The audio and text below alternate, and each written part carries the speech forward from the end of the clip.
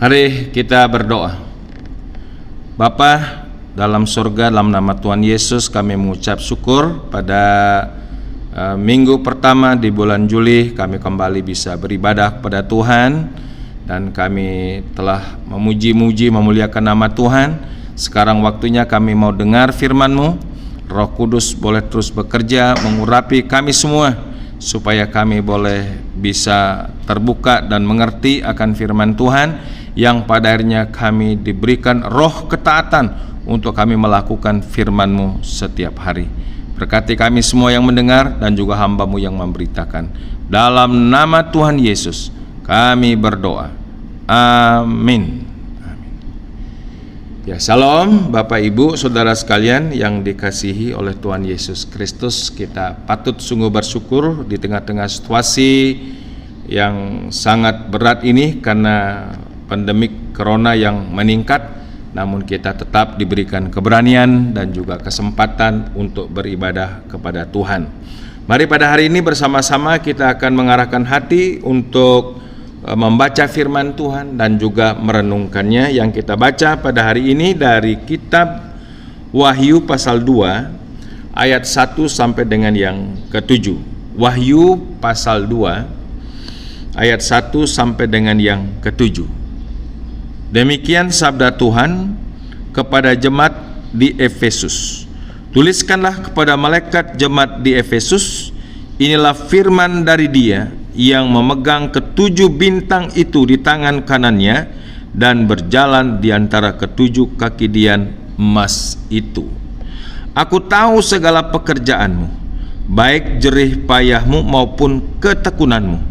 Aku tahu bahwa engkau tidak dapat sabar terhadap orang-orang jahat, bahwa engkau telah mencobai mereka yang menyebut dirinya rasul, tetapi yang sebenarnya tidak demikian, bahwa engkau telah mendapati mereka pendusta. Dan engkau tetap sabar dan menderita oleh karena namaku, dan engkau tidak mengenal lelah.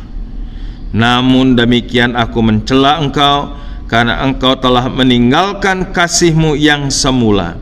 Sebab itu ingatlah betapa dalamnya engkau telah jatuh. Bertobatlah dan lakukanlah lagi apa yang semula engkau lakukan. Jika tidak demikian, aku akan datang kepadamu dan akan mengambil kaki dianmu dari tempatnya jikalau engkau tidak bertobat. Tetapi ini yang ada padamu, yaitu engkau membenci segala perbuatan pengikut-pengikut Nikolaus yang juga ku benci. Siapa bertelinga hendaklah mendengarkan apa yang dikatakan Roh kepada jemaat-jemaat. Barang siapa menang, dia akan kuberi makan dari pohon kehidupan yang ada di taman Firdaus Allah. Haleluya. Sedemikian jauh pembacaan firman Tuhan. Berbahagialah kita yang selalu memperhatikan dan juga menyimak kebenaran firman, yang pada akhirnya kita boleh melakukan dari apa yang kita mengerti daripada firman Tuhan. Bapak Ibu Saudara sekalian, hari ini kita merenungkan satu tema, yaitu adalah pertobatan sejati. Ya, jadi itu kehendak Tuhan untuk setiap kita adalah melakukan satu pertobatan yang sejati. Yang dikatakan, sebab itu ingatlah betapa dalamnya engkau telah jatuh, bertobatlah dan lakukanlah lagi apa yang semula engkau lakukan. Ya, ini adalah firman yang ditujukan kepada salah satu jemaat yang ada di Asia Kecil pada waktu itu, adalah jemaat yang ada di kota Efesus. Saudara-saudara, pada waktu saya memperhatikan pernyataan-pernyataan firman Tuhan ya yang ditujukan kepada jemaat di Efesus ini, sebenarnya jemaat di Efesus melakukan perkara-perkara yang sangat luar biasa. Sangat luar biasa. Ya. Sebagai satu pujian dari Tuhan Yesus kepada jemaat di Efesus atas ya iman percaya dan juga apa yang dilakukan dalam hidupnya. Nah, saya perhatikan satu persatu. Yang pertama adalah dikatakan ayat yang kedua, aku tahu segala pekerjaanmu. Yang pertama, baik jerih payahmu maupun ketekunanmu. Wah, ada kata jerih payah. Berarti jemaat di Efesus ini adalah tipe orang-orang yang pekerja keras, ya, jerih payah ditambah lagi dengan ketekunan. Waduh, jodoh, jerih payah, kerja keras, ditambah lagi dengan satu karakter ketekunan, itu pasti menghasilkan hal-hal yang sangat mengagumkan. Ya, udah cerdas, kerja keras, terus tekun. Wah, ini kalau dikombin, saya percaya ini adalah sebuah satu prinsip yang luar biasa dalam hidup kita. Pastilah orang yang tekun aja itu akan membuahkan hal-hal yang sangat luar biasa. Ya, tekun itu sesuatu yang memang dikehendaki Tuhan, dan juga itu yang diinginkan oleh Tuhan. Supaya apa? Supaya kita ini diberkati, kita boleh berhasil karena kita menjadi pribadi-pribadi yang tekun di dalam Tuhan. Nah, kita sudah banyak melihat dalam fakta-fakta kehidupan, ya, banyak sekali hasil-hasil yang sangat spektakuler karena sebuah ketekunan. Ya, seperti misalnya pijar lampu ini yang ditemukan oleh Thomas Alva Edison. Itu dari satu ketekunan yang luar biasa, menghasilkan hal-hal yang luar biasa. Nah, kalau Tuhan mengatakan baik jerih payahmu, artinya kerja keras, maupun ketekunanmu, ini sebuah penilaian yang tidak main-main. Ini penilaian yang sangat luar biasa jemaat di Efesus ini. Ya, jemaat-jemaat yang sudah rohani, cerdas, kerja keras, terus tekun. Wah, dahsyat pasti kualitas hidup rohaninya di jemaat di Efesus ini. Yang kedua, bahwa engkau tidak dapat sabar terhadap orang-orang jahat. Maksudnya apa? Selain jemaat ini memang pekerja keras dan tekun, ya, dalam hal-hal rohani maupun juga pekerjaan hari-hari dalam bisnisnya, ya, ini jemaat yang betul-betul menjaga kesucian hidup, ya, karena jelas dikatakan bahwa jemaat ini tidak dapat sabar terhadap orang-orang jahat. Ya. Ini berarti betul-betul dia memiliki sebuah kepekaan, mengerti firman Tuhan, mengerti panggilan Tuhan, bahwa Tuhan memanggil setiap kita dalam Kristus Yesus bukan untuk melakukan yang cemar, tetapi apa yang kudus. Nah, itu yang dikatakan dalam 1 Timotius pasal 4 ayat yang ke-7. Berarti jemaat Efesus ini adalah jemaat yang betul-betul alkitabiah, ya. Jadi jemaat yang menjaga kekudusan, yang menggenapkan kehendak Tuhan. 1 Petrus pasal 1:15, kuduslah kamu sebab aku kudus. Dia mengerti Allah yang memanggil itu adalah Allah yang maha kudus, dan dia mengerti juga panggilan Tuhan untuk berjalan dalam kekudusan, dikuduskan untuk kita berlaku kudus. Jadi ini, waduh, saya renungkan luar biasa. Yang kedua ini, saudara, bahwa jemaat di Efesus menekankan namanya kesucian hidup ataupun kekudusan hidup. Selanjutnya yang ketiga, bahwa engkau telah mencobai mereka yang menyebut dirinya rasul, tetapi yang sebenarnya tidak demikian, bahwa engkau telah menemukan mereka pendusta. Ini maksudnya apa, saudara? Berarti jemaat di Efesus ini bukan hanya sekedar sebuah penampakan kehidupan rohani, tetapi mereka ini memiliki sebuah dasar pengajaran firman yang kuat, sehingga memiliki sebuah satu antisipasi dengan ajaran-ajaran sesat ataupun guru-guru palsu ataupun rasul-rasul palsu.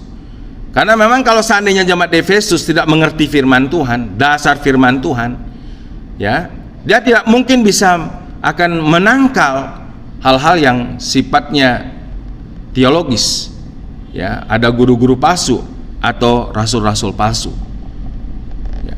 Jadi ini juga kehendak Tuhan, supaya kita yang hidup dalam Kristus Yesus, supaya menguji segala roh. Kamu akan melihat dari buahnya, apakah seseorang itu benar tidak benar, apakah dia hamba Tuhan yang palsu atau hamba Tuhan yang murni. Nah, saya yakin percaya kalau seandainya mereka bisa membuktikan dan juga mengenal pribadi-pribadi rasul-rasul palsu, ya, nabi-nabi palsu, berarti jemaat Efesus memiliki sebuah dasar pengajaran firman Tuhan yang kuat, atau memiliki sebuah basic teologi yang sangat kuat, sehingga pada akhirnya sangat mengerti, oh ini rasul palsu, oh ini nabi palsu, oh ini yang benar. Kalau seandainya dia tidak banyak membaca firman Tuhan, ya, tidak dipimpin oleh Roh Kudus dengan firman Tuhan, pasti tidak mengerti mana yang palsu, mana yang benar. Saudara, saya percaya yang ketiga ini, bahwa jemaat di Efesus ini adalah jemaat yang suka belajar firman Tuhan, bertekun dalam membaca firman Tuhan, sehingga akhirnya memiliki sebuah antisipasi secara teologis yang sangat luar biasa. Saudara, yang keempat dikatakan, dan engkau tetap sabar dan menderita oleh karena namaku. Dahsyat. Waduh, pasti karena ada iman yang didasari dengan firman Tuhan, sehingga jemaat ini memiliki sebuah karakter sabar, menderita karena nama Yesus. Wah, kurang apa lagi? Dahsyat banget. Saudara, kalau orang hidup senang, hidup berkecukupan tuh gampang sabar. Tapi kalau hidup menderita itu susah untuk sabar. Merupakan sebuah batu uji yang sangat luar biasa terhadap iman percaya kepada Tuhan Yesus Kristus. Ya, pada waktu perut kenyang kita gampang sabar, tapi perut lapar itu susah sabar. Waktu sehat kita mudah sabar, tapi pada waktu kita menderita sakit penyakit itu tidak mudah kita sabar. Dalam keadaan yang tenang damai kita bisa sabar. Dalam keadaan sekarang ini, ya, COVID-19 ini terus merebak, terus bermutasi, meningkat di mana-mana, yang telah menimbulkan ada banyak kerusakan dan juga kesengsaraan, dan banyak orang yang terpapar oleh karena masalah corona ini. Di tengah situasi ini kita sulit untuk sabar. Saudara, jemaat di Efesus bukan sekedar sabar masalah lapar, bukan sabar masalah urusan kondisi fisik yang tidak sehat, tapi sabar menderita karena imannya kepada Yesus Kristus. Dan memang kita dinasihatkan Tuhan, ya, dalam 2 Timotius pasal 4 ayat 2, hendaklah kamu sabar menderita karena nama Yesus. Berarti dia genapkan juga seluruh maksud Tuhan yang dinyatakan dalam pengajaran firman Tuhan. Ditambah lagi, ya, dan engkau tidak mengenal lelah. Waduh, ini dahsyat. Sudah menderita, sabar, ya, dalam penderitaan karena nama Yesus, ya, jemaat yang memang kerja keras dan, ya, ditambah dengan sebuah ketekunan yang luar biasa. Dan jemaat ini dikatakan tidak mengenal lelah, artinya jemaat yang memiliki karakter supremasi, tidak mau menyerah dengan keadaan. Sekalipun memang ditindas, ya, ditekan, tapi jemaat Efesus tidak mau menjadi korban keadaan, korban situasi kondisi. Ya, jemaat ini tetap tegar. Ya, ini yang luar biasa, tidak mengenal lelah. Kalau ada satu persoalan, dia tidak menyalahkan keadaan, tidak menyalahkan orang lain. Ya, ini namanya jemaat yang tidak mengenal lelah. Dahsyat, luar biasa. Ditambah lagi yang keenam, saya lanjutkan dengan ayat yang keenam. Ini prestasi-prestasi rohani, prestasi-prestasi yang sangat luar biasa yang dimiliki oleh jemaat Efesus di dalam pengiringannya, dalam iman percayanya, di dalam melayani Tuhan, menggenapkan panggilan Tuhan. Dahsyat, luar biasa. Dikatakan, tetapi ini yang ada padamu, yaitu engkau membenci segala perbuatan pengikut-pengikut Nikolaus yang juga kebenci. Saudara, apa pengikut ajaran Nikolaus ini? Itu ajaran yang kompromi, ya, ikut Yesus tapi percaya juga kepada kepercayaan yang lain.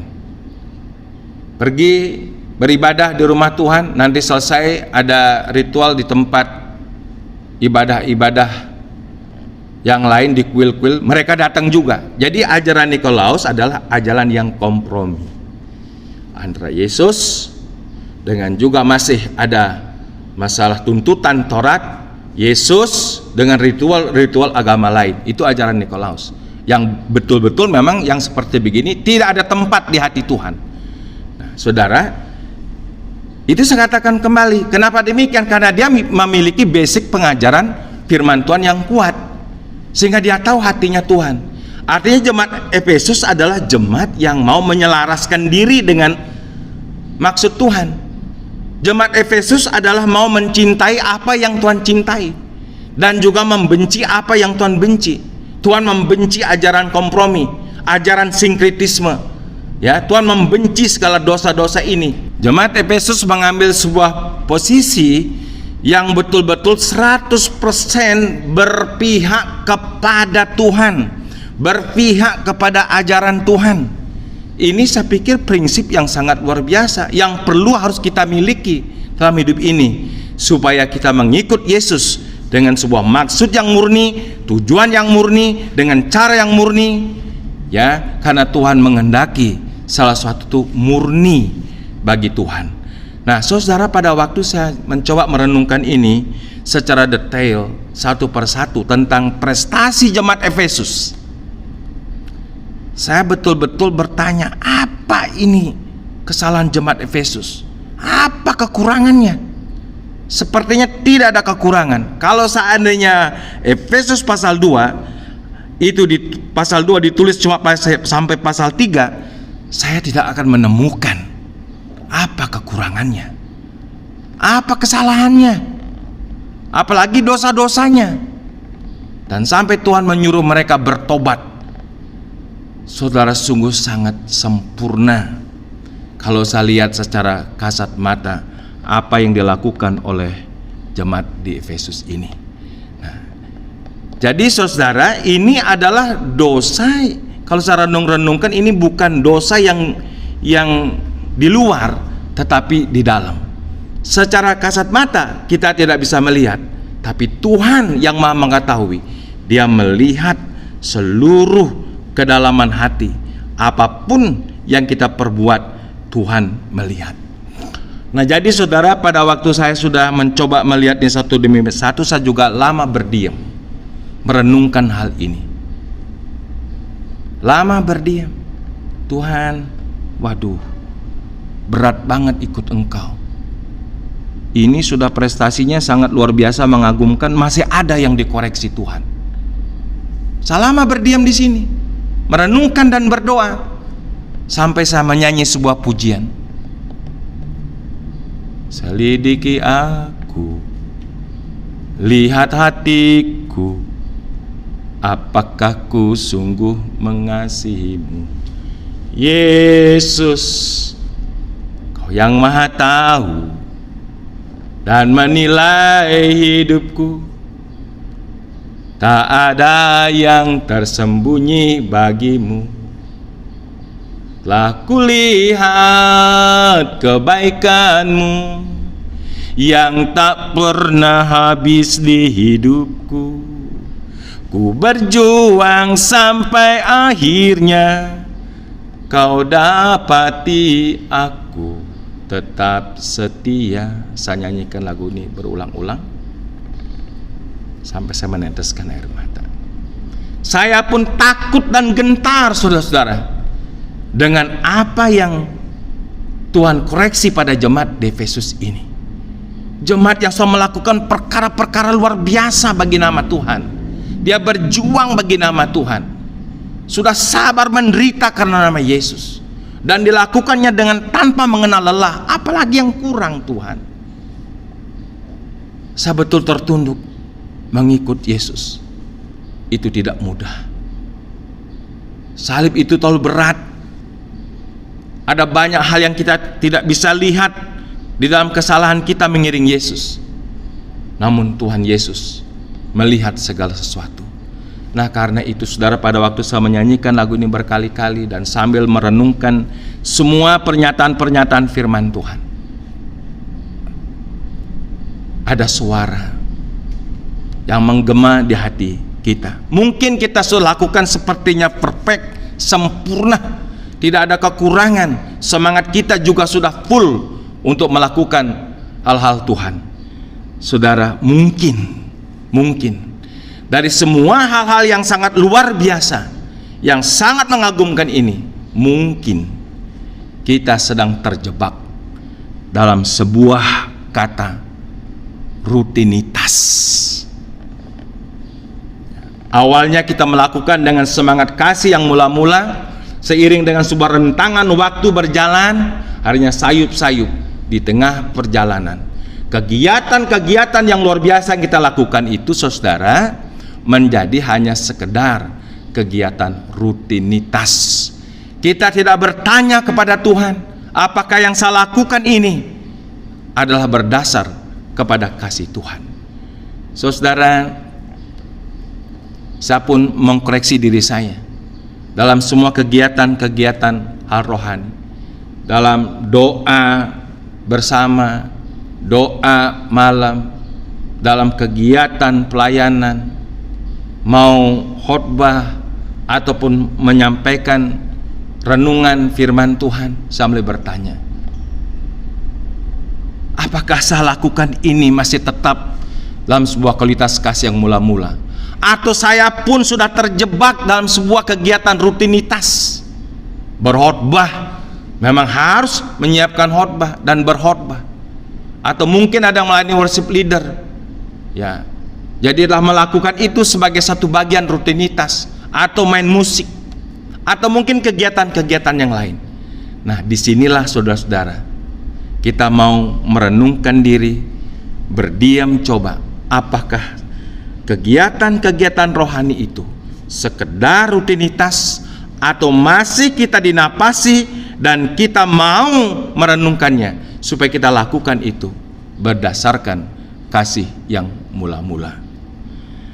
Saudara-saudara, mungkin kita juga terjebak dalam sebuah motivasi yang salah.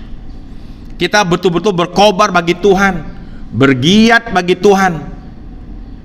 Saudara, orang nggak bisa lihat motivasi kita, Tuhan yang lihat, dengan kita sendiri tahu. Jadi renungkan kembali, mungkin kita sedang terjebak dalam sebuah motivasi yang salah, di mana kita lakukan hal-hal rohani itu supaya mungkin orang lihat kita ini rohani. Mungkin kita sedang mencari sebuah pujian dalam kegiatan kita melakukan pelayanan kepada Tuhan. Saudara, tidak sedikit orang dalam berkhotbah juga bersaing-saing. Wah, menyiapkan khotbah yang bagus dengan sebuah motif supaya orang itu mendapatkan sebuah acungan jempol sebagai pengkhotbah yang paling hebat. Bahkan ada dalam sebuah persekutuan kecil hamba-hamba Tuhan, satu kali semuanya memberikan kesaksian tentang sebuah pelayanan, di mana dalam sebuah pelayanan itu pada masing-masing menyaksikan tentang penderitaannya dalam pelayanan. Yang satu sudah menyaksikan tentang penderitaannya, yang lain bersaksi lagi menyusul lebih menderita lagi. Ya, menyusul yang satu lagi lebih menderita lagi. Untuk menyatakan apa? Saya ini hamba Tuhan yang paling menderita. Sudah menderita pun masih saing-saingan dengan motif yang salah dan keliru. Saudara, ini fakta. Banyak hamba-hamba Tuhan bersaksi tentang pelayanannya, banyak tantangan, terus wah penderitaannya, ya. Jadi motifnya itu, saudara, seperti dia menyaksikan penderitaan, tapi sebenarnya dia sedang menyombongkan bahwa dia tuh pribadi yang sanggup menderita.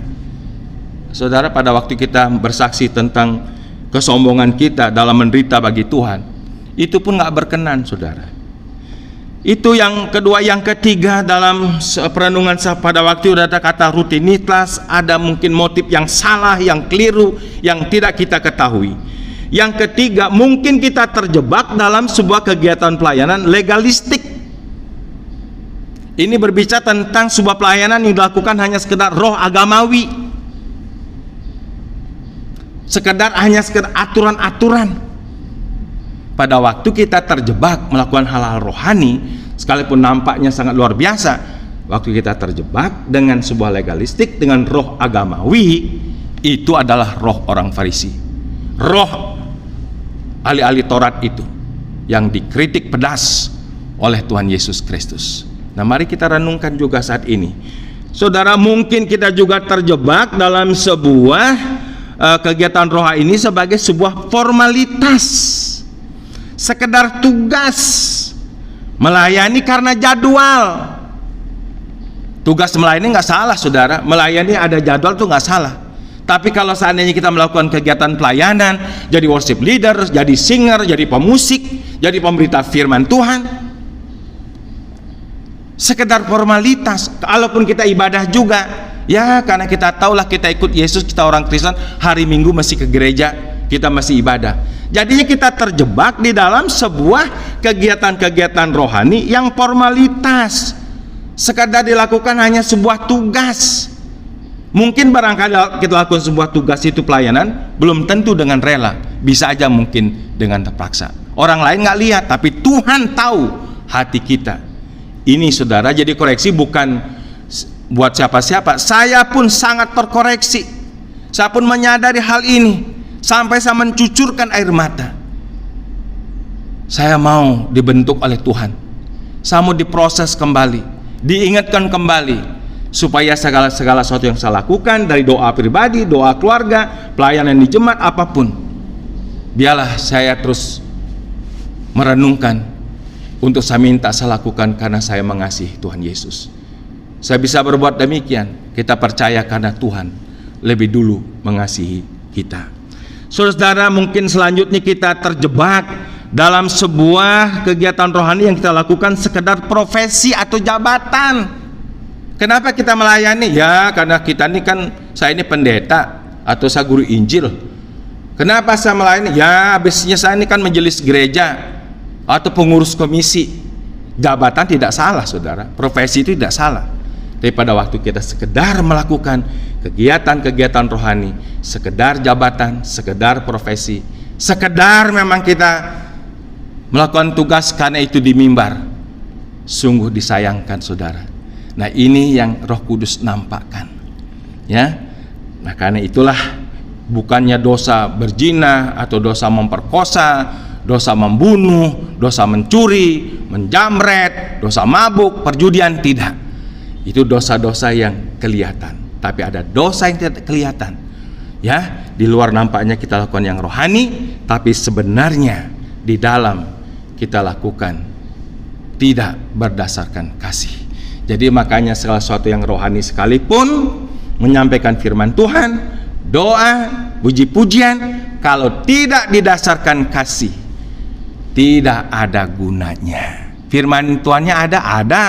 Mari saya mengajak kita membaca 1 Korintus pasal 13. Itu sudah sering ya kita baca, ya. Kita diingatkan kembali. Ya, kalau kita melakukan perkara-perkara rohani yang spektakuler, punya iman sebesar gunung, dan juga membakar tubuh kita tanpa kasih, nggak ada gunanya. Saya bacakan cepat 1 Korintus 13 ayat 1 sampai dengan yang ketiga. Sekalipun aku dapat berkata-kata dengan semua bahasa manusia dan bahasa malaikat, tetapi jika aku tidak mempunyai kasih, aku sama dengan gong yang berkumandang dan canang yang gemerincing. Sekalipun aku mempunyai karunia untuk bernubuat dan aku mengetahui rahasia dan memiliki seluruh pengetahuan, dan sekalipun aku memiliki iman yang sempurna untuk memindahkan gunung, tetapi jika aku tidak mempunyai kasih, aku sama sekali tidak berguna. Dan sekalipun aku membagi-bagikan segala sesuatu yang ada padaku, bahkan menyerahkan tubuhku untuk dibakar, tetapi jika aku tidak mempunyai kasih, sedikit pun tidak ada bedanya. Jelas, clear firman Tuhan, saudara. Karena itu mari setiap kita introspeksi diri, kita koreksi diri kita, supaya sekecil apapun yang kita lakukan, Tuhan rindukan kita lakukan atas dasar karena kita mengasihi Tuhan. Karena Tuhan telah mengasihi kita lebih dulu dengan mengorbankan dirinya, menyerahkan hidupnya di atas bukit Golgota, supaya kita yang percaya dalam namanya tidak binasa, melainkan beroleh hidup yang kekal. Kalau sampai kita boleh menyambut kasih Tuhan, karena Tuhan lebih dulu mengasihi kita. Karena itu mari saya mengajak bersama-sama untuk ke depan, ya, dalam pelayanan kita, dalam hal-hal rohani, mari kita lakukan dengan dasar kasih yang mula-mula kepada Tuhan Yesus. Kita berdoa.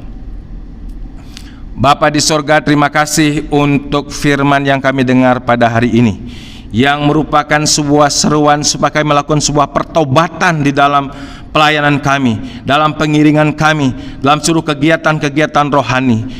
Jikalau Tuhan menemukan jikalau kami melakukan hal itu tanpa kasih, biarlah hari ini Tuhan kami diingatkan kembali, supaya kami kembali kepada kasih yang mula-mula, supaya kami betul-betul melakukan sebuah pertobatan rohani.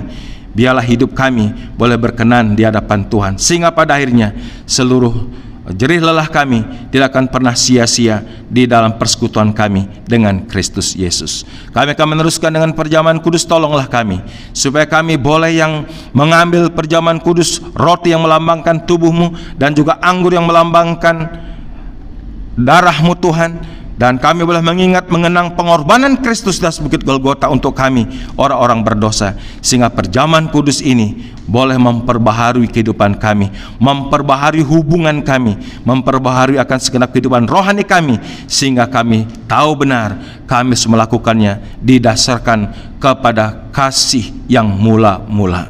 Dalam nama Yesus kami berdoa. Amin. Amin. Mari saudara, kita memasuki perjamuan kudus dengan penuh hikmat. Kita boleh mengambil sikap doa untuk merenungkan cinta kasih Tuhan Yesus untuk kita semua. Buat kita yang telah dibaptiskan, mari bersama-sama kita mengikuti perjamuan kudus. Dan mohon dengan hormat bagi kita yang belum dibaptiskan, biarlah nanti sampai dibaptiskan demi ketertiban kita di dalam berjemaat. Mari semuanya ambil sikap doa, tunduk kepala, merenungkan kasih Tuhan.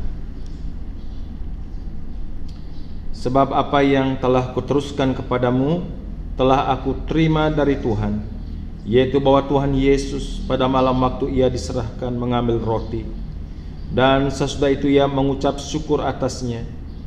Ia memecah-mecahkannya dan berkata, "Inilah tubuhku yang diserahkan bagi kamu. Perbuatlah ini menjadi peringatan akan aku." Demikian juga Ia mengambil cawan setelah makan lalu berkata, "Cawan ini adalah perjanjian baru yang dimeteraikan oleh darahku.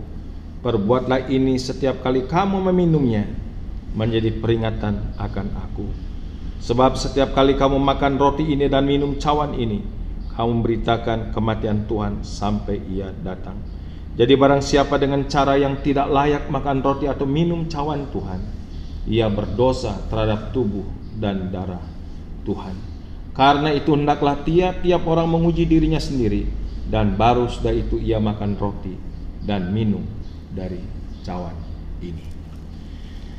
Saudara sekalian, dalam perjamuan kudus Tuhan ada dua benda yang dikhususkan atau disakralkan.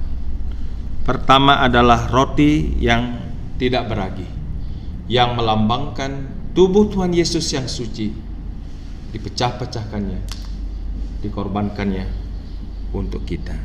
Sekarang mari kita ambil dengan iman, kita angkat roti yang tak beragi ini, kita tinggikan, kita muliakan Yesus yang sudah berkorban untuk kita.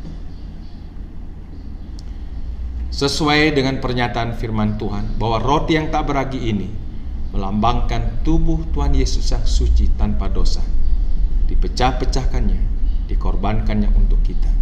Sekarang terimalah roti ini dengan iman dan makan.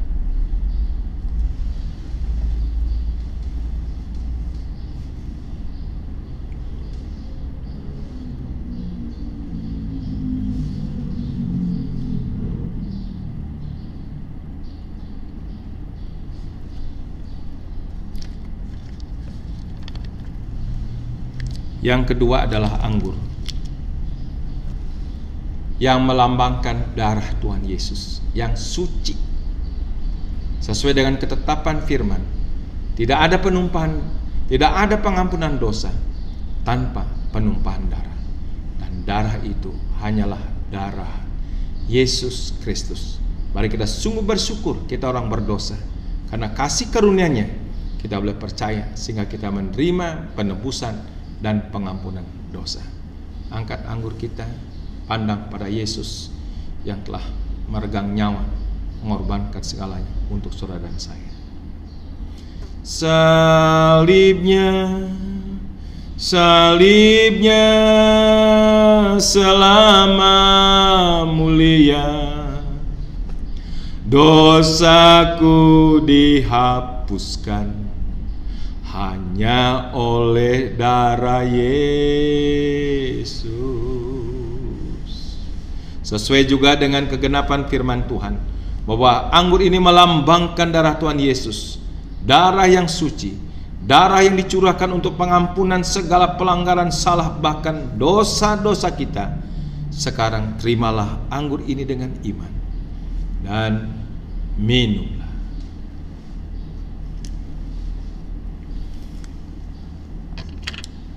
Mari kita berdoa. Bapa di surga, terima kasih bahwa dalam ibadah hari ini di bulan yang baru, kami kembali bersama-sama terhisap bersatu dalam perjamuan kudus-Mu. Biarlah kiranya kami sentiasa merenungkan dan membawa penderitaan, kesengsaraan, kematian, dan kebangkitan Kristus, supaya dimanapun kami ada, kami boleh hidup ditolong, ditopang oleh karena kami telah menerima satu anugerah yang terbesar, yaitu anugerah di mana kami boleh ditebus, diselamatkan oleh karena pengorbanan Kristus. Berkati semua jemaat-Mu, berkati mereka dalam seluruh kegiatan hari-hari, agar mereka terus semakin dikuatkan dalam iman percaya hanya kepada Yesus. Dalam nama Yesus kami berdoa. Amin. Mari kita berdoa. Bapa di sorga, terpujilah Engkau kekal untuk selama-lamanya. Kami telah menerima berkat lewat ibadah yang telah kami ikuti hari ini, lewat puji-pujian, lewat firman Tuhan, dan bahkan perjamuan kudus yang terus mengingatkan kami untuk mengenang satu pengorbanan Tuhan di atas Bukit Golgota, untuk perjalanan hidup kami terus menyatu dengan kesengsaraan, penderitaan, dan juga kebangkitan-Mu, supaya kami berjalan dalam sebuah langkah yang pasti dalam iman percaya kami kepada Tuhan Yesus Kristus yang sudah menebus dan menyelamatkan kami. Terima kasih juga hari ini kami jemaat-Mu datang di dalam hidup kami kepada Engkau.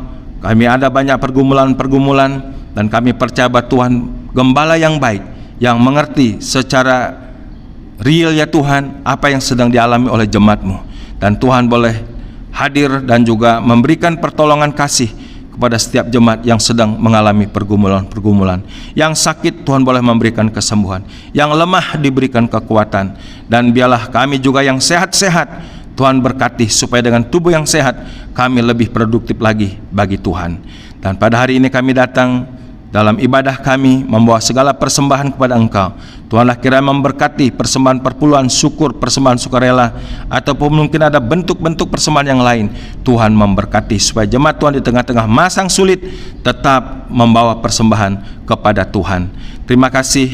Kami juga berdoa untuk bangsa negara kami Indonesia di tengah-tengah sebuah tekanan yang lebih berat sekarang ini Tuhan, oleh karena penyebaran virus corona yang sangat masif. Tuhan tolong berkati untuk semua tenaga-tenaga medis, tenaga-tenaga kesehatan, dan juga untuk sebuah kebijakan-kebijakan yang diambil oleh pemerintah pusat ataupun pemerintah daerah. Tuhanlah kiranya memberkati supaya seluruh kebijakan-kebijakan yang ada boleh membawa satu penyelesaian masalah bagaimana menangani COVID Corona ini, supaya bangsa Indonesia boleh tetap bisa membangun kehidupan di bidang masalah perekonomian, politik, sosial, kesehatan, kebudayaan, semuanya boleh Tuhan berkati. Berkati pemerintah pusat, pemerintah daerah, khususnya Presiden kami Pak Jokowi. Kami selalu hantar dalam doa, Tuhan selalu menolong, memberkati, memberikan perlindungan buat beliau. Terima kasih berdoa untuk semua gereja Muslim Kristus atau gereja lokal yang ada. Tuhan menolong supaya dimanapun gereja-gerejamu boleh berdiri, Tuhan berkati seluruh para hamba Tuhan yang melayani sinode, khususnya kami akan juga bersidang raya. Biarlah persiapan-persiapannya kami serahkan kepada Tuhan.